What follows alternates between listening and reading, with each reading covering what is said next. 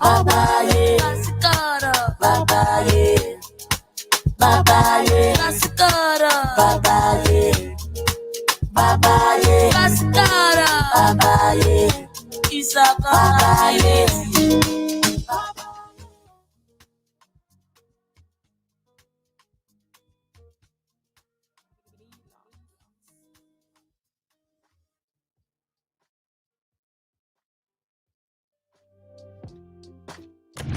Computer systems are offline.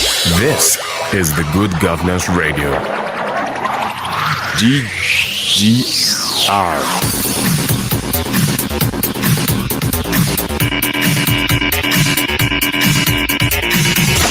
Stay with us.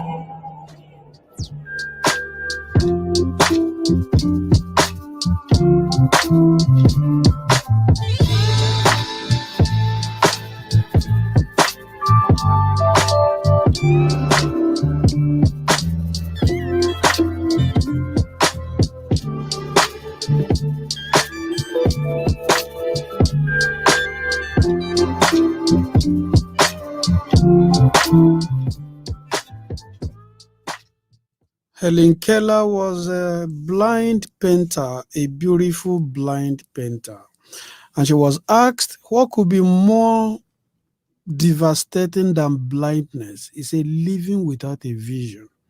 Imagine when a blind woman was telling those who could see that living without a vision. This time around, she wasn't talking about visual opening of the eyes, but seeing something in your inner mind.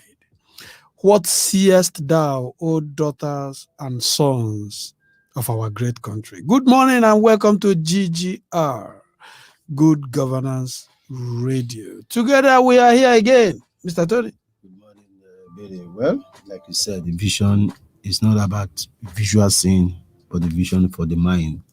Yes, yesterday the 5 southeastern states saw a new republic in their mind and they commanded, even the government obeyed. I told you something yesterday. You brought my attention to something, not necessarily that they complied. It could be out of fear, but the whole southeast was deserted at the instance of this group. And do you think they are not making progress? Well, Billy, when you say they're making progress, it depends on the angle at which you are looking at it.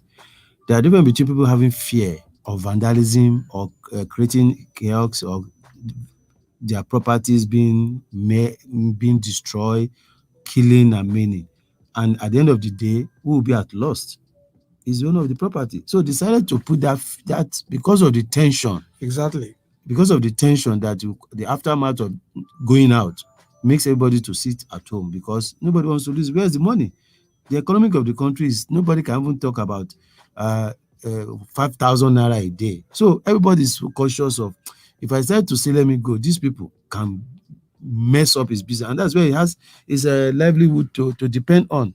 So I believe it's not actually that they comply, but because of the fear and the insecurity that might come out from this kind of this attitude or action or order that makes a lot of them to say, no, let me just stay because nobody wants to die and nobody wants to lose his property, in my opinion. My name remains Ebere Chidera, and once more, I welcome you this morning. Let's start with what the papers have for us. And with me first is this day newspapers. Southeast grounded as residents comply with sit-at-home order. Banks, schools, government offices, markets closed. Streets deserted. You can find details of that story in the This Day newspaper. Afenifere Ohaneze Middle Belt seek national conference to bed new constitution. Say dialogue, restructuring, only ways to address Nigeria's challenges. Wow. Up there is Nigeria concludes marginal field bid round 18 years after. 80 winners get award certificates. And then PCI stakes in 5 more private refineries. These are the major headlines on this day newspaper. And the Punch have on its own headline, Ebon enhancement killing rise to 52, Niger bandit kill 16, with about 4 riders, 4 policemen, 7 others gunned down in fresh southeast region attack. We closed shops when Hausa youth were brandishing cutlasses, Igbo traders. Gulag murder, governors worried, ACF warns northerners, Wike attacks Uzodima. Also, Sans order berate Buhari regime for attack on Showore. Federal government will fund 1/3 of Kano Kaduna rail project. That's the minister speaking there, Amechi. 50-year-old Katsina man arrested for molesting minors. No ransom, we are negotiating. No ransom, we are negotiating to free 200 abducted students. That's by the Niger state government. Junsu plot to stop judgment delivery in Supreme and Appeal Court. I think that is all for... Okay. Process to prosecute 400 arrested Boko Haram sponsors ongoing, according to the AGF. Well, we want to see how they are brought. Maybe it's going to be a public hearing, or it's going to be in full glare of the media, Yes. or it's going to be in a secret way. Because he said want to look at who are the people sponsoring this group. And we are waiting for them. The day they'll bring out the list, their names, and maybe their pictures too. Are you talking about the sponsors of? Yes, Boko Haram? yes. The process. Why are we romancing the list? Well, maybe they want to be sure of the list before bringing out, because of character assassination may not come up. Okay, no problem. Is that all for Punch? Yeah, that is all for Punch. Okay, let's move together. The Vanguard, and still on Gulag. I phoned to wish himself Johnny home. That was a statement, an emotional one from the Sun, page 5. Says he was in Imo for constitutional review assignment. Gulag's killers won't go unpunished. Uzodema. Ariwa youths withdraw threat against hope. Uzodema. Assure Igbos of safety in the north. Ohaneze, northern governors, Ngige rapes, minority caucus, others mourn. APC, PDP, Bika. Biafra Day, businesses shut as Southeast records total lockdown. That's page 7 of the Vanguard. 2021 UTME. JAM says no further extension of registration deadline. Wake up Nigeria on pre-side. Afanifere Ohaneze tell Buhari. What again do we have here? 2023, why are we run again? That statement is from Mwagalo, Chrisley Mwagalo, of course, the last presidential candidate. That story is in page 16. Bandits kill 15, abduct women, children in Niger communities.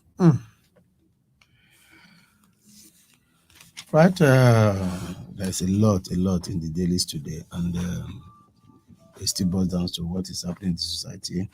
And when you look at the majority of what is happening, it's still about insecurity. Majority of the stories there are all brought down to insecurity.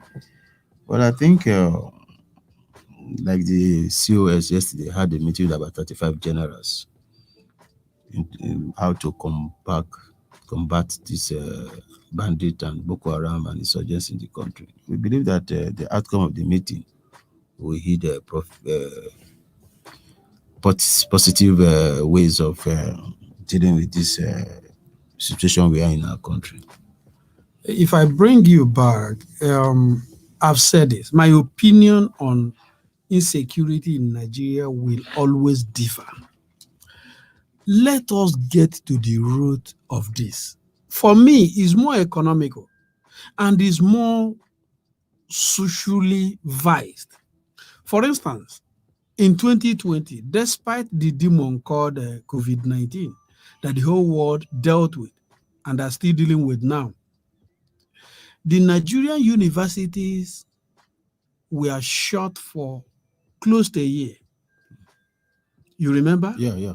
From March 2020 to March this year or thereabout. Late last year.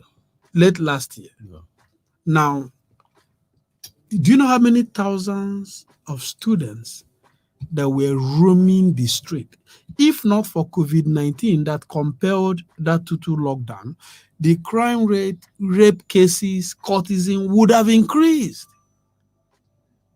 I've been saying this, that we can have meetings from now to tomorrow. That's why, as at yesterday, I was so vocal and dragging our attention down to Imo State in particular and the Southeast. Pay attention to the root of this than just assuming, oh, it's political. That was how Boko Haram metamorphosed. We had the opportunity to nip Boko Haram in the bud, but we were there speaking grammars and playing politics. The security. You can be part of this conversation when we return from this break. Remember, the right log is ggr.com.ng.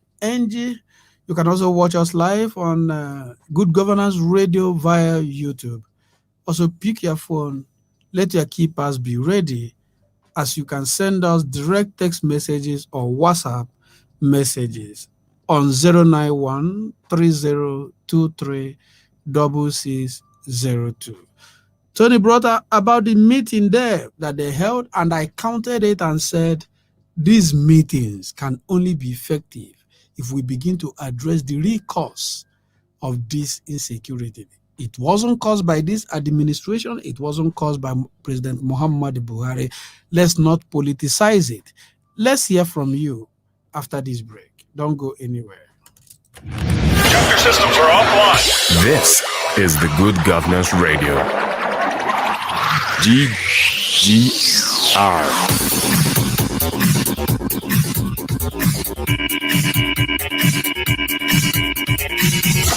Stay with us.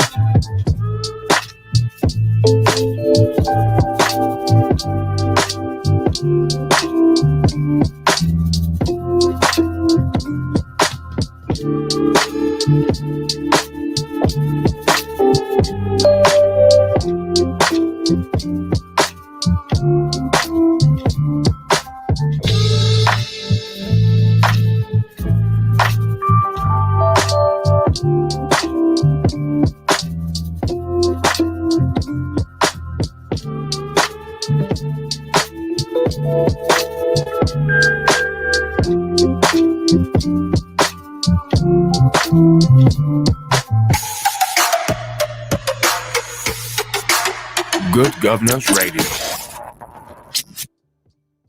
Welcome back. Good Governors Radio, ggr.com.ng.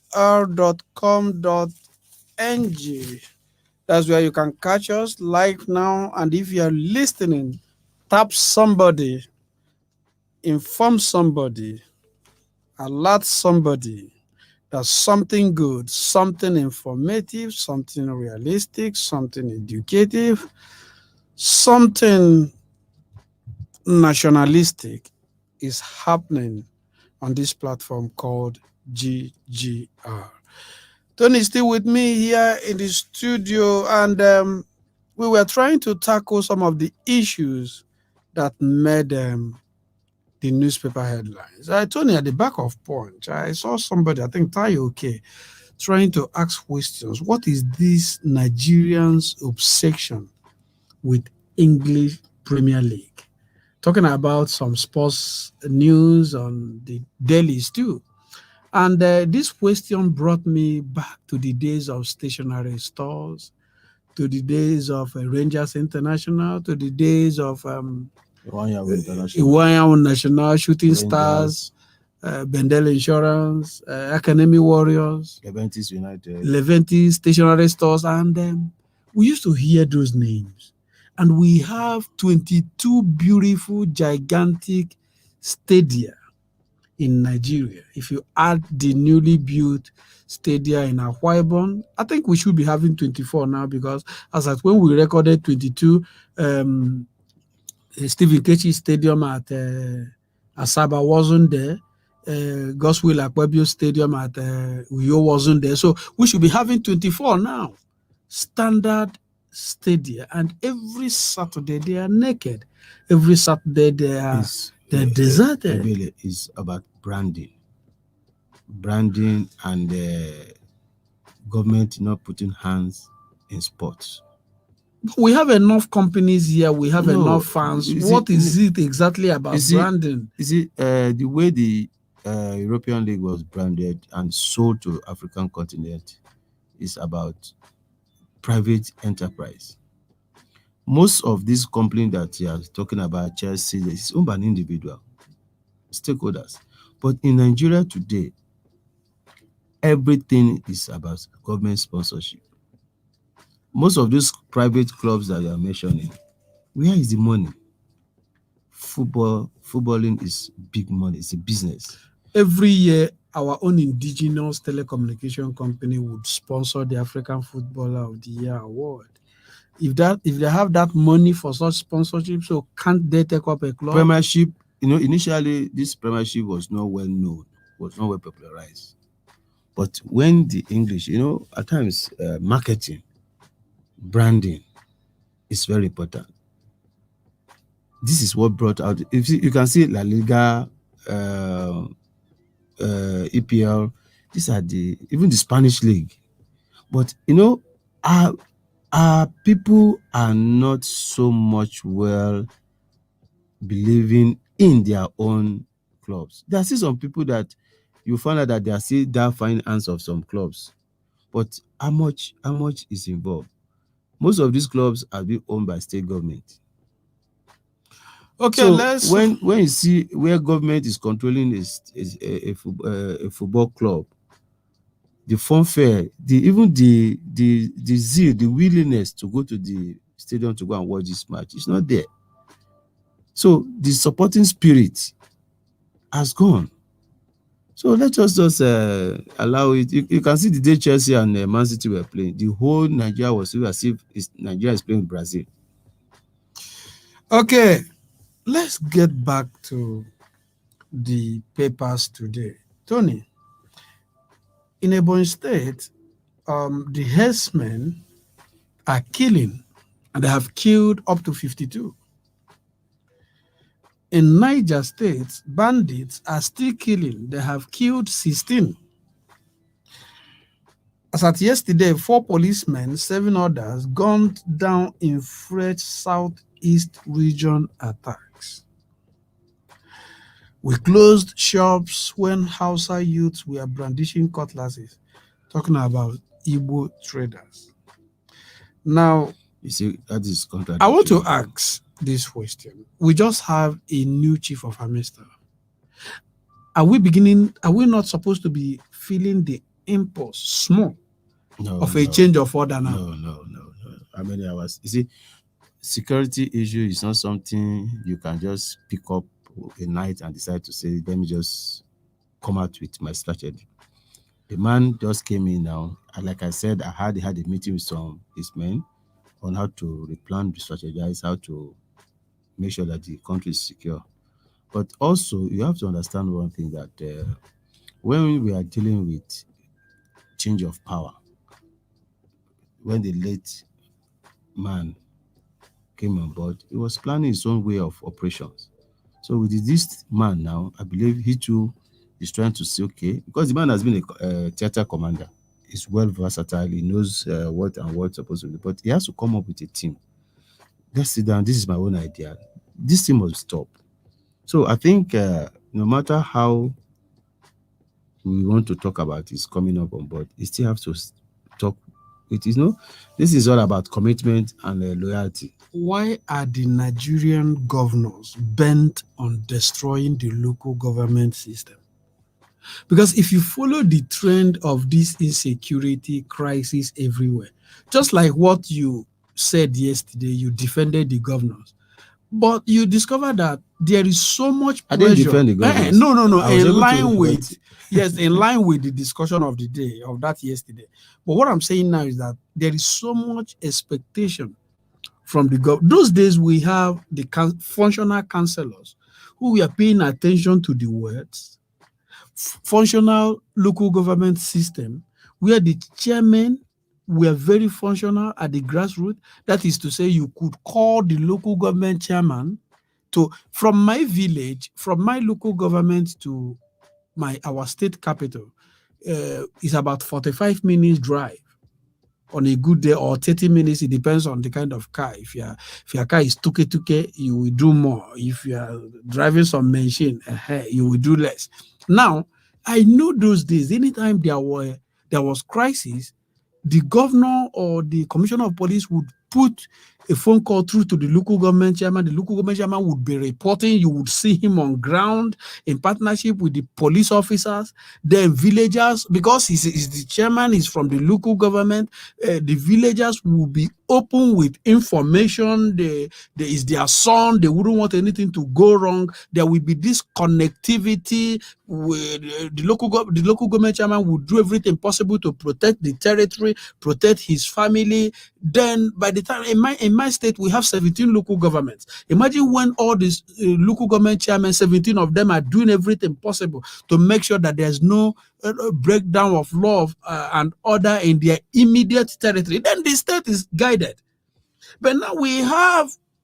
Where did you get it wrong? It's the first question we ask ourselves. Well, that's why I'm asking you now. You help me answer the question. Well, I'm able to answer the question. I think maybe Nigerians that are listening to us can also be part and give us their own view. But before the opinion. No, but you see, when our politicians, when they feel that the local government is just to pay salary because they want to make more money from the contract and not give them the financial autonomy. And again, you find that most of these local government chairmen are appointed, not elected. So you find out that the control will be from the governor until we have a free financial autonomy for the local government. Mind you, the election of the local government is being conducted by the State Electoral Commission, which means the influence must be there. And if you don't dance, if you don't dance to the agreement from the chairman or for the state the governor of the state, you will find yourself, and their loyalists will be asked to come to be nominated to the position. So the problem is that the Constitution of Federal Republic of Nigeria make us where we have the federal, the state, and the local government. Whereby at times you find out that the state will be complaining that the federal government is superseding some of the things that is meant for the local government, for the state government. Now the local government too, they too ought to have, because If you find that most of the things that why the federal government are not having much upper hand in the state, because the election is being conducted by the federal government. Okay, and it is party affairs, but in the local government, it is the state that is controlling it. Where, but there was a time they were saying that the local government election should be conducted by INEC, so that they can be free bypass the influence influences of the state governors. So, and the constitution, the state assembly will also join hand with the governor to suppress. Somebody was discussing sometime with me about just small radio license that's supposed to be generally revelation for the local government. The state are also doing it, taking most of the responsibility that is constitutionally supposed to be the right and duty of the local government. The only time we know that we have a functional local government, is when they would carry those rickety buses, connive with some unconstitutional police officers, moving to the street to raid people, break people's tables, harass people to give them radio license without providing any facility, until the federal government and the National Assembly give full 100% autonomy to the local government. We'll still continue having this kind of relationship until the state assembly also have their own full autonomy from the state governors. We will not continue. We are not enjoying the democracy we are talking about, because democracy, if you allow every individual to work according to the constitution, you find out that everybody will be happy. You asked a question the other day. You said, how did we get here? And just like what you said now, instead of, we are discussing this because of the connectivity let me of just tell you, just a few days ago, APC had their local government primaries in Lagos. Look at how many people. 2 people died, at least the one we saw. Look at what happened. And up to now, they refuse to release the results. So what are we talking about? Because the state governors are looking at, is my person that must be there. And another funniest thing is this.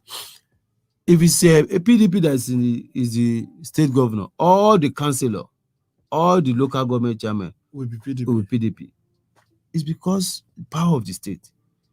But if it is INEC and these people are free financially, otherwise, you will find out that other parties that they also contested with that position might become the winner of the day.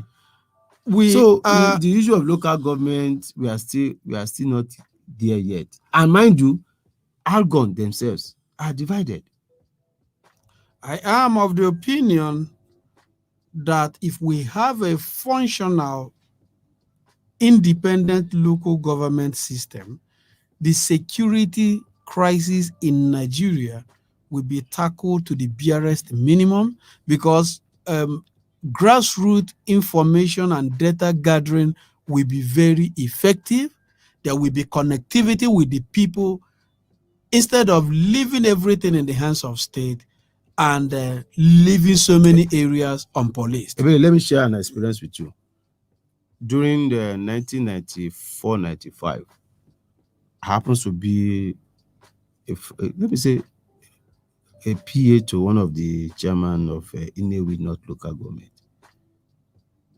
When there is crisis in that state, the chairman's house is next to the DPO of the local government. Once there's any pain, the chairman and the local government will connect. And between the twinkling of an eye, it will be handled. It will happen. And before the man will move in, because he's their chairman, he's their person, they know him very well. And they work with the traditional rulers. So you find out that at the end of the day, most of these crises we are able to curtail.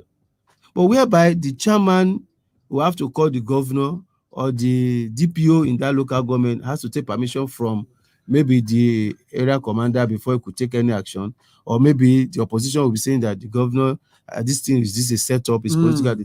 They will not get it. So it is just the system has failed, and once the system has failed, it has to be so until we'll get it repaired. You can be part of this 091-3023-6602, or we believe that for you to listen to us, you are already on ggr.com.ng. If you want to see our face, go to YouTube, Good Governance Radio. We're still on here. Don't go anywhere. When we return, we read from you, we analyze more on this, and there must be a way forward. Don't go anywhere. GGR, still rolling.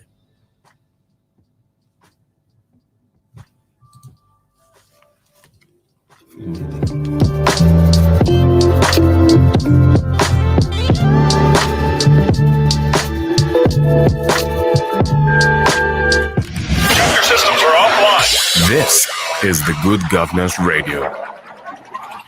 GGR.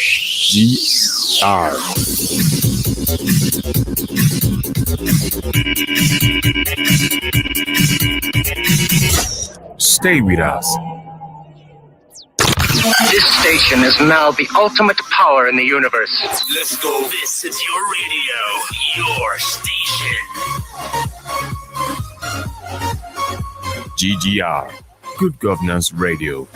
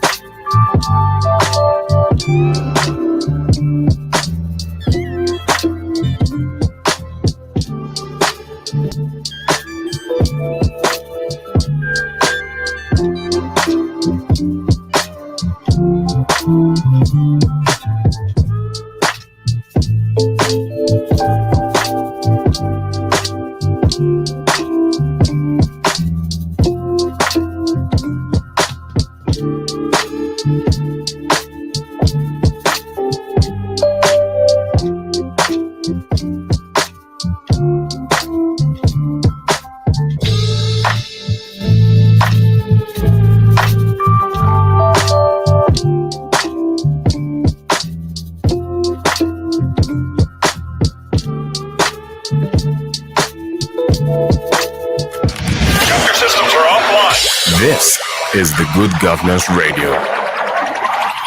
GGR.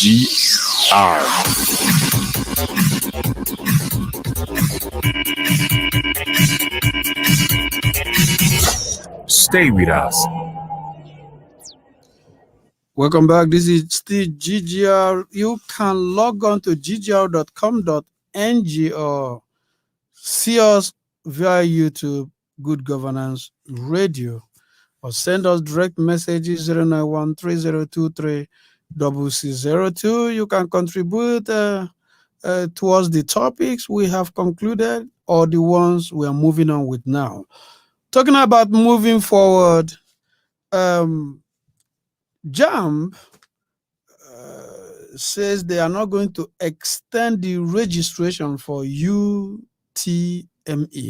after they extended the deadline from May 15 to 29th. Of course, 29th has come and gone, and they are saying they won't extend it again. When I read something like this, remember I started today's program by saying that for us to solve any problem, we must get to the root of that problem. If you're not doing so, you are not being realistic. Now, we found ourselves in a situation where the NCC said no more registration of new SIM cards for reasons technically explained. Then, in that condition and in that situation and process, JAMB insisted that all applicants must add up their NIN to their registration, which can only also be facilitated with an active GSM number. This happened at a time where the telcos were not taking in new numbers. This happened at a time where registering for national identification number was very, very difficult and still difficult now, especially in states not in FCT. Now, these kids and their parents were at the mercy of these policies, at the mercy of these emergency rules. And now time has closed up on them. And JAMB is saying whether you got it or not, we're no longer going to extend.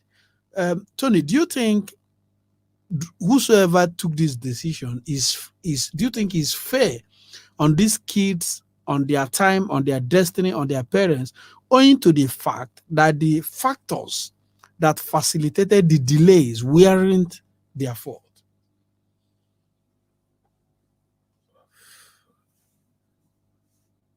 Ebele, you see, in this our country, we always try to put excuses in everything that affects us one way or the other. And again, the institution has failed a lot. That is JAMB. JAMB comes up with policies every year. Somebody was saying that what has NIMCA to do with JAMB registration? Again, JAMB came up to defend the decision that these malpractices. Has it not with these names, registration number they asked them to put, will it stop the malpractice of the students in the exam hall? You see, that's why I said everybody comes with his own policy, with his own idea in order to make things to work. Ordinarily, the time at which they ask them to go and get this number for the registration was so short. You can see that was when parents are paying 5,000, 10,000 naira to bribe this NIMS staff for their children to have the number. The number. All of a sudden, they said no more.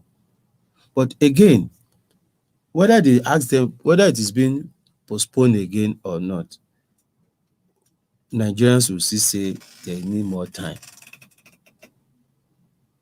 So it is just the situation and the society we are. There are some of these things we use it as an excuse, or we try to say no. But my own opinion is, for how long will Nigerians or the students want the JAMB to postpone? So, whatever it is, whoever has fulfilled the completion of the form. In connection of the present day crisis, Tony, this topic, this issue is also quite relevant. The same student, every year in Nigeria here, approximately 1.5 million students apply as Jambites, like the way we put What it. we call it then. Yes. Now, from the available data and indices, the Nigerian tertiary institutions, universities, private, public, polytechnics, colleges of education, and others can only take 400 and something thousand students. So you have 1.1 million students frustrated. And they're paid for the exam. And they paid for the exam. That's why you hear JAM is making 1 trillion. Trillion. Should we be celebrating that kind of revenue? Whereby the admitted students are less. Less. And you know that the facilities. Why did we call for the head of Abamoro when we knew that the what do you call it then? The Immigration service. You needed only 400 people. Why? Why advertising for almost 667,000? Mind you, after taking that 1 trillion for students, their parents, the school university authority will have to come and pay another money for their post-jam. Another money is being paid. From there, they'll still screen some people out. So why are they just deceiving the students that there's an admission, there's an opening, whereby there's nothing there for them? And so every year you find that it triples, because those who could not get admission the previous year and those who graduated in that current year will add up to the people that want to apply for JAM. And you find out that at the end of the day, the portal of JAM will be so jam-packed that at the end of the day, they will not say, at times somebody was just jokingly saying yesterday that, do you know why JAM is not postponing it again? Maybe they make more than ₦1 trillion now, so they have enough money. If they not had enough money, they will still say continue registration. So now you come out, you hear the budget, the money they will have declared after this postponement. Declaration. What for me, like I said, the snake was swallowing. Well, we don't know whether a cobra or the other green one. Tony, my concern this morning is that the more people you frustrate out of this system, remember that these days we used to have armed robbers ranging from the age of maybe 25, 30, matured guys. Today I've seen where 17-year-old, 18, 16 are being paraded for crime. And I am saying that anything we can do to get these kids, these teenagers engaged, we must do it. We have to do it. We shouldn't be in a haste to come up with rules and laws or policies that will frustrate them the more. The more people you have on the street idle, the more security crisis you have in your hands. Don't go anywhere. GGR still on. We shall be back. Your systems are offline. This is the Good Governance Radio. GGR.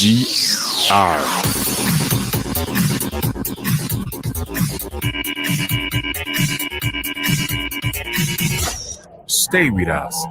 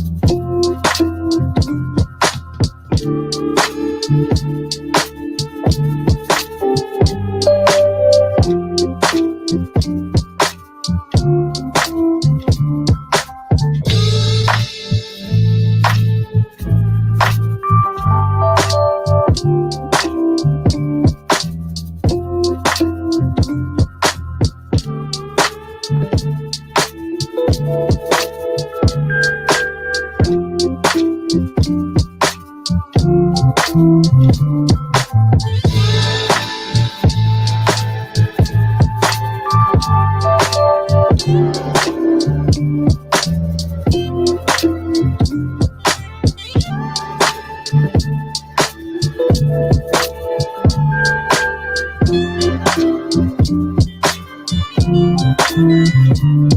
are listening to GGR, Good Governance Radio. Stay with us.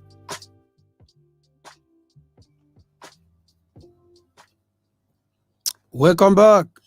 This is the GGR. If the fish falls in love with the bird, where will they live? In the air or in the waters?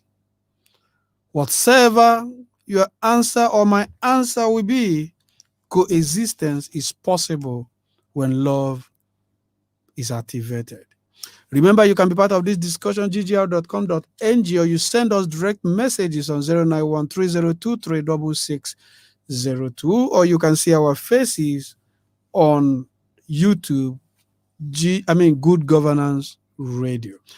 We have tried to connect all our conversations today to the importance of good governance, especially how we can produce stability in the area of security. We started by saying that if we have a functional local government system, we will have more territorial interest, talking about protection and not leaving everything in the hands of the state governors. And we also insisted that JAMB should do the needful so that more of our kids or teenagers shouldn't be, disappointed or frustrated to be on the street, because the more we have these kids or these teenagers roaming the street, the more complicated the security system is getting. And on that still security, just the breaking news filtering in now has it that the registrar of NECO down there in Niger State, some few minutes drive from the Federal Capital Territory, talking about Godswill Obioma, has taken some bullets that, of course, didn't leave him to tell the story. The ancestors, once more this morning, received another young blood they didn't ask for. Tony. Well, may souls rest in peace, perfect peace. That's what we have been talking about in terms of security. And what would this man have to say? Going to contribute his own little quota to their nation, and it was cut short. So I believe the government needs to do more in terms of security. But until we get the facts from the police, what really happened, the conditions of what the circumstances and everything, before we can able to get more on it. But for now, I think Prince Bassey, welcome. Good morning. It's quite a sad story to actually, emanate from, the already tense security situation in the country at this point in time. This would definitely bring another twist and turn to what we've actually been riddled with in the last couple of days. And, going by the story here that we have, some of the dailies, almost all the dailies already having it as breaking news on their front pages. And if we were to go by what we see here, according to a report, it says that the unknown gunmen on Monday night stormed the residence of Professor Obioma and strangled him in what his wife suspected to be an assassination. And if I'm to quote the wife here, talking about Elizabeth Obioma, he said, and I quote, "The assassin came in and killed him and left without taking anything." And weeping profusely, Mrs. Obioma said her husband had just returned to Minna from a trip to Abuja when the armed men lurking in his compound descended on him and strangled him.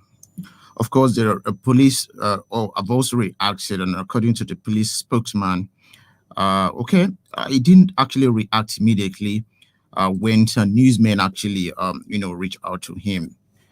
So this is indeed a very, very sad story, and it actually shows how tense the security situation in the country has gotten to, and it's definitely going to bring about a lot of twists and turns, as I've said, because just when we've not actually gotten over what happened in Imo State in the last couple of days, and now we have someone where his origin is also being traced to the eastern part of the country, being killed in the north, so to say. So this is definitely going to heighten the security tension in the country. In line of that thought, the northern youths have actually withdrawn their threat against the Hope Uzodinma, because we know they threatened the Hope Uzodinma to produce the killers of Gulag within a specified period of time. Otherwise, there would be a revenge. But just this morning, they made it clear they have withdrawn that threat, thereby neutralizing that tension. Exactly. Well, if you Chris, and if you go through the narratives of the wife, this must be a planned, definitely action, well orchestrated action. Because if the wife said it didn't take away anything, then there is something behind it. Definitely, the killers of these days, those who are perpetrating all this, they have their reasons, and you don't just killing and banditry or kidnapping or Boko Haramism is not what you do accidentally, because they are well planned. If the intention was to take something from the man or money, I think they would have just treated as a definitely. But with what happened with the wife's storyline now, I think it must be masterminded by maybe. That's why I did say that there will be a twist and turn to it, because anyway, like Tony said, until we have the details, we can now lay more emphasis. Investigation by the police. They have not made any official. I wanted to see if I can get across to one of the officers in NECO to confirm and tell us more details. I think by the time we come back tomorrow, we'll more details of it and what really happened. Okay, welcome to the program, Chris Bassey, because people will just be wondering, we didn't see him when we started. Yes, Chris Bassey is an in-house brain here, and he's joining us today. Before you came on board, just like what the news we have now, we are relying on the police report to know exactly what happened. And we were saying that those days when we had functional local government system, because there's nobody, take for instance what is happening in the Southeast now.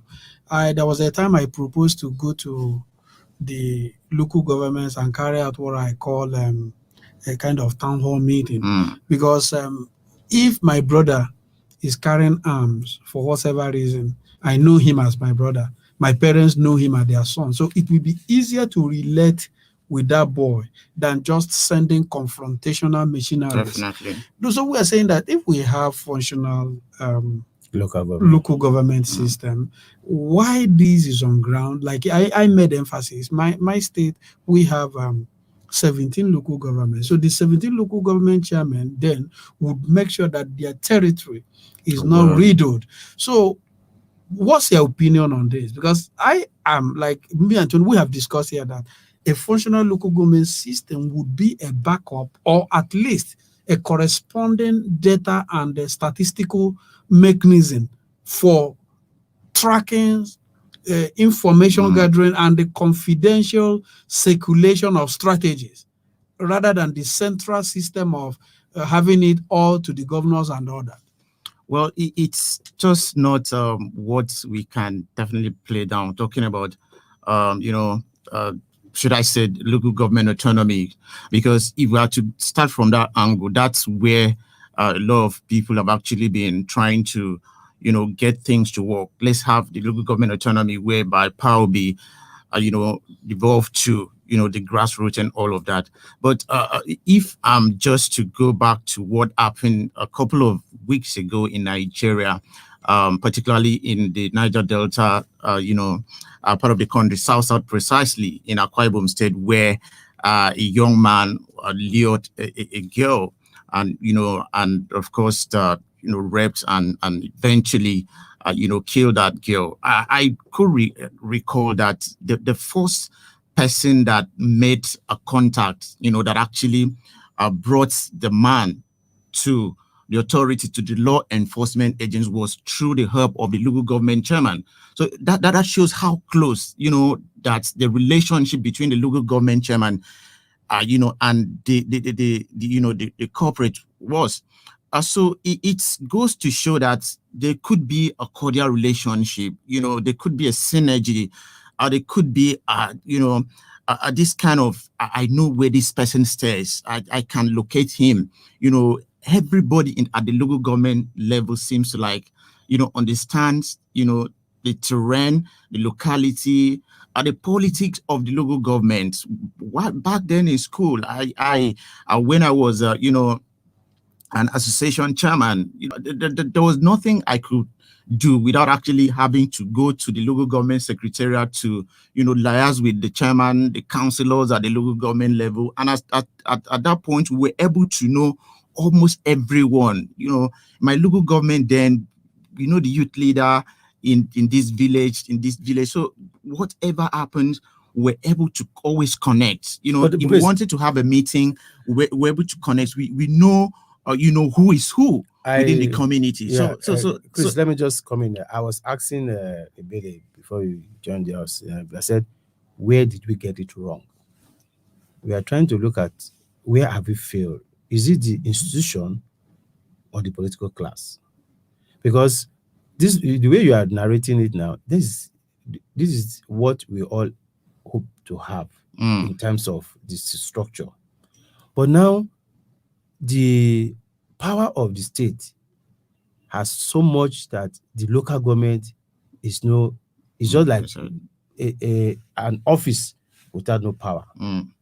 So the way you narrate the whole thing now, don't you think that the problem is not the constitution, but the execution of the constitution? Because if the constitution has cleared it out, because the constitution be to the local government. The constitution has not been amended to disfavor the local existing system. So at what point do we think that the relevance of this structure is no longer needed? And we got to a point where a governor can decide not to conduct election and just put caretaker and put a caretaker chairman that he will do pimp-pop. That is unconstitutional. Yes, pimp-pop for 4 years. Yes, I think it still boils down to the political will, because if we have a constitution that has make provision for all of this, and then we are not following the constitution to the letter, then it's just not about the constitution at this point. It boils down to the political will. It boils down to the politician actually having to, do the right thing. Because you find out a situation where a sitting governor, would determine how much goes to the local government for the running of the local government. Joint account. So how will it be easy for that local for that state governor to now allow a local government chairman to have all the power, whereby his allocation from Abuja will go straight to to the account of the local government chairman for the running of it? He won't, because he knows that if he does that, he will not be able to get his cut. So it's still the political will from the elected official, particularly the state governors, because they have so much power that the local government chairman seems like to just be like an errand boy, just at the beck and call of the state government. When they are not doing election, they are doing nomination. So what do you expect? I remember some years back, when they are trying to talk about the autonomy of the local government. Some of these local government chairmen, some of them said they don't want, because of the fear of that if you are open to show that, yes, I'm against the man who nominated you, will push you out. So you can see the local government themselves too, especially the Algon. Initially, they were divided on this issue. But I think until we try to put the structure in place. Okay, our focus here this morning is not just the political aspect of that issue, but how that structure can help us in grassroots security mobilization. I insist, call them bandits, call them Boko Haram members, call them unknown gunmen, whatever title you have chosen to tag them. There's a lot we can do if our alertness is fundamental. 400,000 police officers policing over 200 million people. And when you calculate the number of policemen attached to the VIPs, definitely we are no longer talking about 400,000.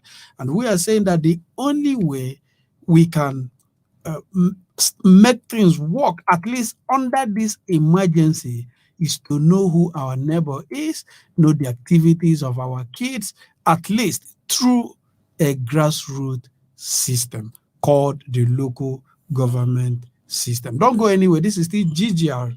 We shall be back. Remember, your opinion counts. Your systems are offline. This is the Good Governance Radio. GGR.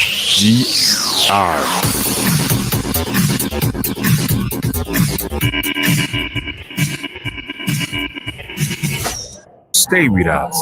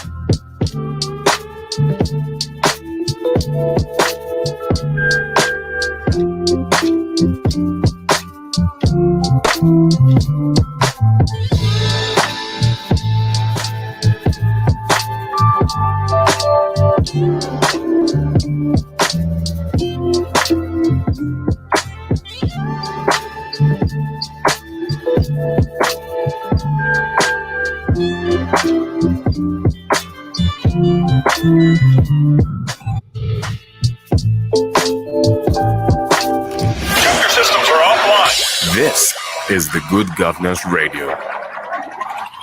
GGR.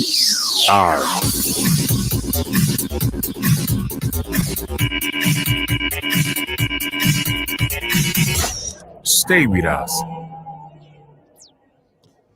Once upon a time, the long-mouthed rabbit boasted that during the war, he was going to kill 5 pregnant women. Of course, the war came and the 5 pregnant women died, and the long-mouthed rabbit was arrested, and he began to swear with his great-grandfather's grave. Indeed, he didn't kill any pregnant woman, but because he boasted, they say the witch cried in the night and the child dies in the morning. Those statements and the citing statements you are making tell us why we cannot hold you responsible. This peace is a collective effort, and nobody can detach from this environment until we do the needful. Remember, I told you yesterday that the peace you refuse to make will never allow you to have peace. This is still GGR, and I still have Chris Bassey in the studio. Tony is still very much around. Tony, when you have a red cap chief anchoring the program with you, you come out with some adage and people like we have to learn. So the red cap chief Ebele. Well, Ebele, you are on course. Chris, am I not? You've said it all. You've said it all. So when the parables is coming out from the red cap chief, then you know that something big is coming out from this. No, just a statement of fact. In literature, they told us that proverb is the palm oil which you use to eat well. I know that word. Okay, you were about telling us something about vigilante group before. Yes, Chris was trying to talk about when he was The setup I of the remember local government. in local governments mostly you find out that they organize a kind of vigilante among themselves. They know themselves. Every street, that even the local government chairmen at times give them some stipends every month to organize themselves. So security were well checked. I remember in Lagos, where I was living then, the youth, they organized themselves that they shared street by street. This street will guide this street for 2-3 days. At 12, they will have to come and knock. There's a youth there. You have to come out. And the local government chairmen come around, talk to them, drive around the street, the area, and go back to sleep. So we have a kind of relationship with the chairman of the local government and the youth over there. And mind you, most of these youth know where this miscreant come from, another local government, to come and attack. So they know the youths that are a kind of hooligans in the other street or in another area. So they find a way that they curb themselves not to come and create problem in their own local government. So I think where we have failed is that the local government chairmen are no more having that power, because they are no longer money. They are no longer being voted. They are being nominated. You know, I know when you have money, you can do a lot. If you are voted in by the people, you will always be threatened by their decision, in the sense that, hey, the next time I come out for this, they might not support me. But because you know that the powers that be are bringing you in from the state level, then you owe nobody responsibilities. And another perspective is that the youth are gradually rising up to more. They're aiming high. They seems not to just to be satisfied with just playing minor roles that sometimes you just be used during elections, and you be getting those type, and most of them are also aiming to become councillors in their wards. They are aiming to become local government chairman. They want to become special advisors to the governor. They want to become special assistant to even the local government chairman. So I know of guys who were working. Are they really aiming high? Because let me bring you back to this. We had a discussion here a few days ago that when we were talking about the Ibori loot, about the latest to 4.2 million pounds, and we were able to play back at least in our minds, in memories, how the Ijaw youth, the Delta youth, shut down the whole Delta state the day Ibori was released from prison. A generation that were denied of amenities, facilities, and dividends of democracy through looting, and they celebrated the looter. Can you really say that they are aspiring high? Well, poverty. That's another point. No, poverty. Yes. Which poverty now? Because these guys are hungry. That's always been, the notion, poverty. But then I think with the emergence of social media, a lot of these youth have been able to also see that there is more to which they can achieve, rather than just being a stool, in the hand of all these politicians. Because social media has actually exposed them to a lot of things. They go on social media and see how the tech world has actually opened so much opportunity for youth, and youth in other part of the world are aiming. I want to be part of the system. So you can't just, put them on a particular corner or one side and be giving them a stipend, and, at the end of the day, you give them arms to go and cause trouble. But rather than, carrying them along, giving them hope that, okay, I'm going to occupy this position for the next 4 years. And after the 4 years, you also have the opportunity to possibly aim for this position in a system, not the one that someone somewhere will sit down and write the names of those that will occupy those positions in the next dispensation, in a system that everybody will be given a level playing ground, whereby through election and voting, the youth will definitely come up. At a time, we believe that the age is playing a very negative role in the Nigerian polity. For the first time, we begin to have young governors in their early 40s coming into power. In that case, it was no longer a case of 50-something, 60-something. 70s do you think age how benefited those states where those young governors. That's what I wanted to ask. How well have they performed? I want to, and I made the ask. No, we can't totally play How that well down. have they Well, let's performed? start from Oyo State, where we have Sheyi Makinde as one of the the young No, blood. let's start from Ayade. Because okay. Magide Yes. just yes. Let's start from Okay. Ayade. Now, Even from the governor himself, yeah, Dimeji Bankole was the speaker. he How was the how did he speaker. manage? No, that he could possibly Oh, make a why are case you that people he not was. talking about Kogi? No, we are getting there. No, No, we're getting the. I was actually coming from the west, and he said we should go to the no, south. that was about Yes, living. yes, Let's it's use it about to as a- living. yes, about And living. To the best of my knowledge, I think he did well. A I'm man not that saying because appointed I'm not almost saying you're from that. no, I'm not just talking about. no. A man that appointed almost 30,000 youth, special advisors into position. I think he has done well. And He has done well. the 30,000. is a Cross River. Cross River. Right? Okay. 30,000 youths, As special advisor on What are sweeping that? What are and they cleaning of, advising? No, let me tell you. See, appointing them as special advisor has got nothing to do. it's a sense Empowering of them. No. belonging. No, You know the problem. empowerment. You know the problem. This is advisor. That's the problem we have in Nigeria. In as much as El-Rufai made a lot of mistakes in terms of sacking workers without due process, but we have a very bloated civil service Of course. where you have a lot of people roaming the blocks and they're not doing anything. And they're being paid. Now you have all 30,000 advisors and sweepers and they are not productive. I have said it here. If you're a governor and you are not industrializing your state, the only way to empower the youths productively is through industrialization. Not appointment. Not Just appointment. What that- are you appointing? What are This they is how advising? they eat. See, let me tell you something. By the time you are paying somebody for a year, 2, 3, 4, without the person contributing anything meaningful to the society, the person will become a togo. Let me say 4 years without a after togo. when they You see, when they said what we believe is um, that remember somebody was when we are talking about age coming into the position.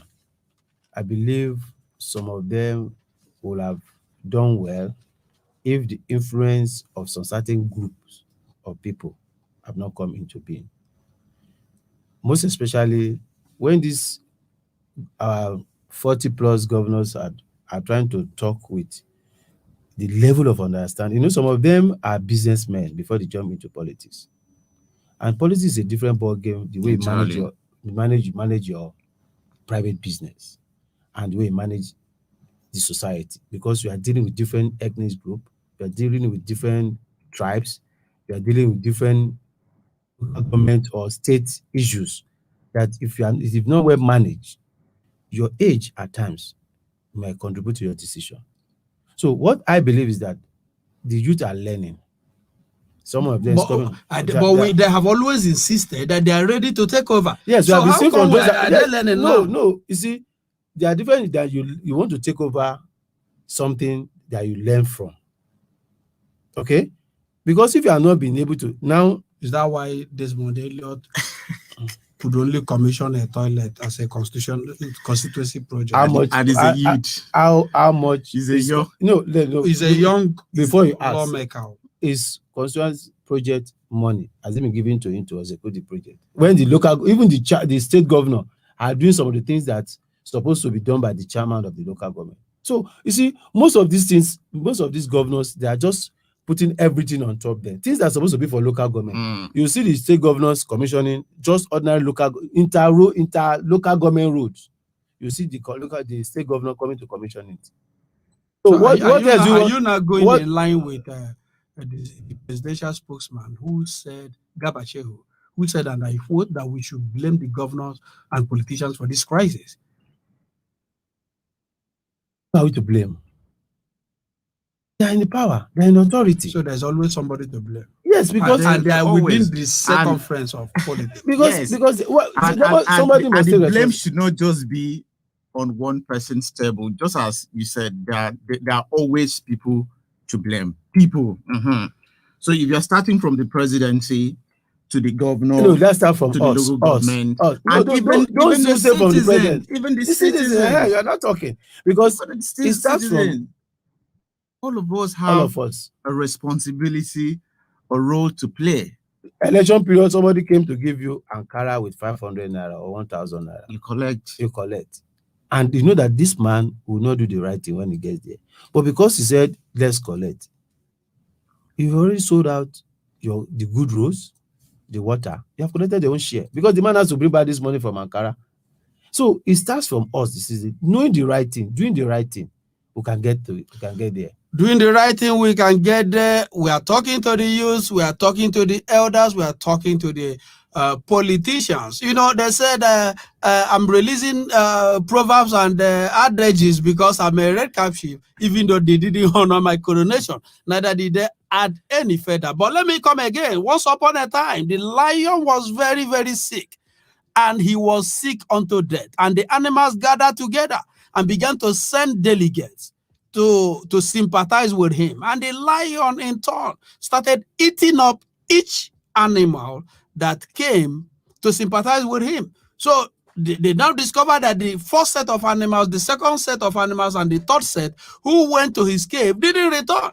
So the eagle sent the tortoise to go and find out why the brothers didn't come back. And when the tortoise got few meters away from the cave, he stood and began to make observations. That was when he found out that the people who went in didn't come back. So the lion saw him. The lion was looking so lean now, because before the arrival of tortoise, there was a gap. So nobody was coming again for him to feed on. And he screamed and said, "My friend tortoise, aren't you coming in to sympathize with me?" The tortoise in his wisdom said, "Mr. Lion, I can only see the footprint of those who went in, but I cannot see the footprint of those people coming back." That was how the tortoise left, and the lion was left to die in hunger.